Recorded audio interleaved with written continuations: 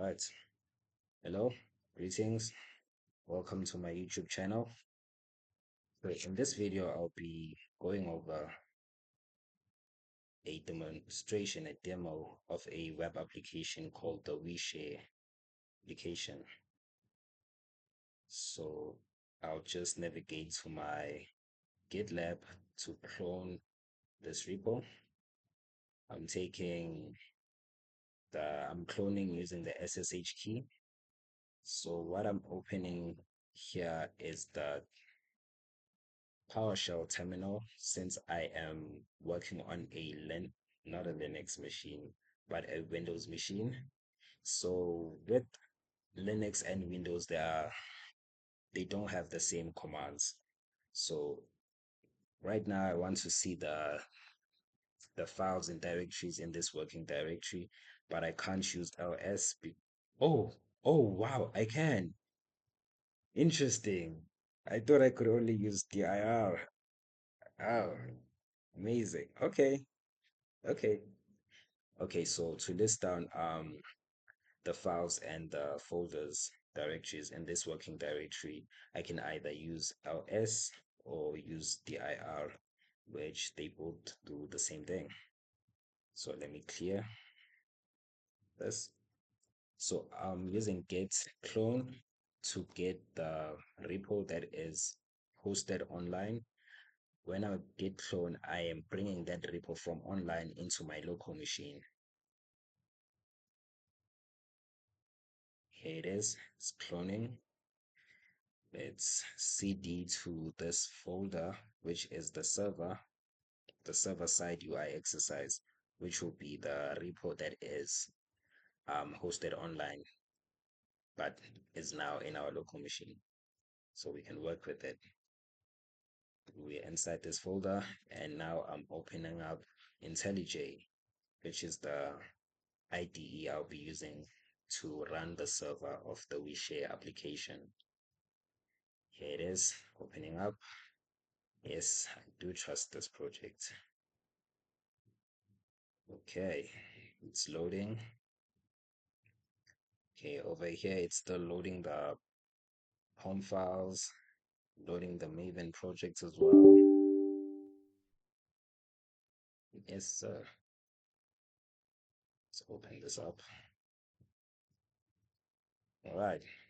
Okay, so first things first, what I want to do is I want to, so since this is a Maven project, I want to run a simple Maven command, which is Maven clean install. So what this command basically does is that it cleans all the garbage that is in this project. By garbage, I mean the files that were compiled files, the target folder, which is created every time we run a Java application. Yeah, yeah, basically something like that. And then install just it builds our project, it compiles it, and then it runs our tests as well, and then it packages it into a .jar file. Yeah, yeah, that's pretty much what this um this Maven command does here. I should have run the Maven command first before like explaining everything because this does take quite a while sometimes. Okay, so what I'm interested in here is the server. I want to run the server of this application, which will render my HTML and which will render the HTML onto a browser that I'm using. So the browser that will be used here is the Brave browser, which is the default browser for this PC that I'm currently using. Okay, Maven is still in Maven. The Maven commands are still running. Hectic. They do quite take some time. Sometimes, sometimes they take some time. Yeah, that makes sense in my head.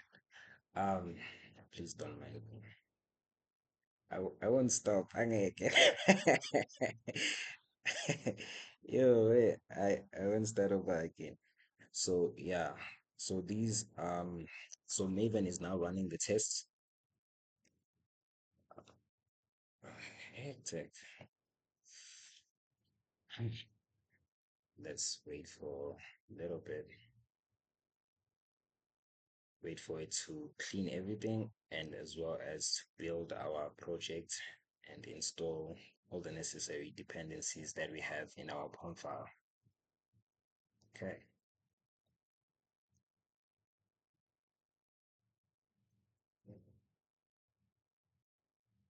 awesome. Okay, the build was successful. All the tests ran. 43 tests ran, zero failures and zero errors, and none of the tests were skipped. So our project was built successfully, which is great news for us. So now we want to run our server so that we can render our HTML into the Brave browser and so that we can see the WeShare application. So basically what the WeShare application is, ah, that's it. So here is the landing page for the WeShare application. Um, the authentication for the WeShare application is only the email. We only require the user to sign in with their email. No password required for now. So an email would do. So I have quite a few dummy emails that I'm going to walk you through. I'll be using these emails to walk you through the user journey of the WeShare application. So the first one would be student 4 at withincode.co.za. So we log in. It takes us straight to the expenses page. So in our expenses page, we that's where we get the expenses of the user, what the user has spent their money on. So an expense here is whatever a user will spend their money on. So this could be the user buying anything for themselves or buying for someone else. And then if they buy for someone else, then that other person would have to pay back the user. So in order for that person to pay back the user would send a payment request to the other person requesting them to pay back the user's money. So we have expenses here, which is no expenses for student 4 for now. Then the payment request, this is where the user would see the people that owe them. This displays what the people that owe the user, people that owe student 4 in this case. And this are people who owe student or people that student 4 owes. Okay, so as you can see from the URL over here, all these different links in the navigation bar have different endpoints. So the last link in the navigation bar is the logout. It's the logout link. So logout basically just logs you out of your profile. I just did that for demonstration purposes. So let's go back into student 4's profile. So we'll add an expense. So when we add an expense, we are taken into a new endpoint, which is labeled new expense. So in this page, we have a form that takes in the description of the expense that we want to add in, the date of when the expense was issued, and the amount of the expense. So let's say the expense is a cinema. The student 4 went to a cinema on 22nd of November 2025. went to watch. Now you see me, we paid 200 bucks, 200 rands, that is. Okay, then we submit. Right after we submitting, right after we had submitted, it redirected us back into our expenses page, and we can see now that we have a new expense that is logged here. So from this expense, we see it has 6 columns. So the first one is the duration when the expense was made, what type of expense this is. So this is the description of the expense, the amount spent for this expense, payment requests for this expense, which is the money that is still due to the current user. Payments received, this will be the payments from the payment requests. And then this is the net expenses, the total expense of the of this current expense.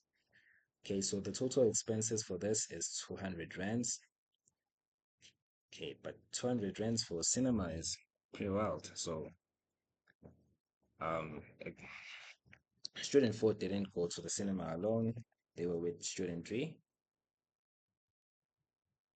So let's say each movie was like each movie ticket is like 100 rand, and student 3 has to pay this back by month end 2025. Right? So in this page, we are making a payment request, which is the request um that is made to another user that has to pay us back. Okay, we're submitting. And then after submitting, after making this payment request, we get um, the page is refreshed and updated. Excuse me. We have the number of people we had made the payment request to for this particular expense. So here we have student 3, we have when it is due, whether it's paid or not, which is no right now. The amount for student 3 that student 3 has to pay is 100 bucks, 100 rands, that is. And then we have an option to add another recipient. We have an option to make another payment request. But for now, let's just assume student 3 and student 4 were the only 2 people who went to the cinema. Or student 4 only paid for these 2 people. Okay, let's go back to our expenses page. So from our expenses page, we see that there has been an update in the payment requests column.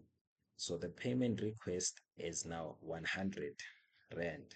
So this is the request that we had made to student 3. So payment request sent, we should get this here. We should get the people that owe us, or the users that owe us um money, the users that we had sent out the payment request to them. So here we get student 3, which is the cinema, and the due date, as well as the amount of money that student 3 has to pay back to student 4. And then on this one, we see that no one owes people that you owe. We see that student 3, student 4 doesn't owe anyone. So that is all the information we have on student 4. We can now log out.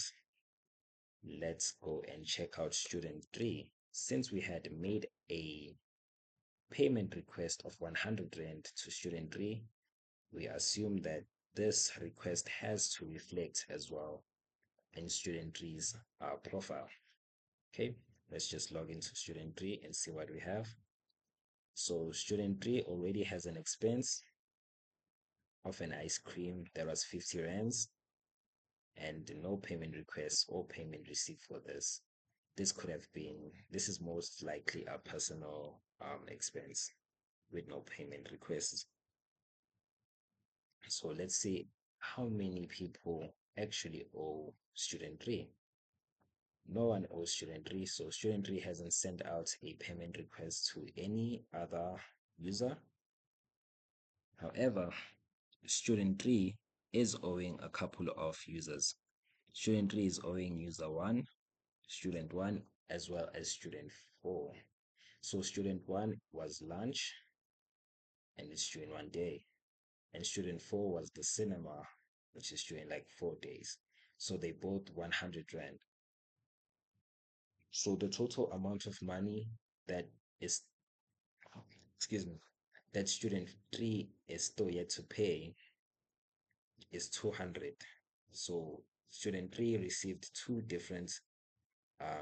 received two payment requests from two different users, student 1 and student 4. So this one is the most recent one, the one that we had just created now. So student 3 decides to pay off their cinema debt or their payment request of the cinema. And look here what happens. The button here disappears and this amount is now deducted by 100 Rand, meaning this person, student 3, has paid their cinema payment request. So remember, a whenever a user spends money, that money becomes an expense. So if student 3 is paying money and paying money for a payment request, that payment becomes student 3's new expense. So we are expecting to find this new expense in our expenses log page, that is. Okay, luckily we have it here. A new expense has been added, which has the description of cinema. The amount is 100 Rand that was spent, and the net expense paid is 100 Rand. Interesting, eh? Very interesting. Nice stuff. So before I move on from here, I would just like to inspect and show what are these things? The IDs that are listed for um, each element here. So for this element, we have the payment request. Oh, hectic. Should have been hectic. Okay, so for these ones, here is the ID for the payment request received. There's an ID as well for payment request sent, an ID for the expenses as well as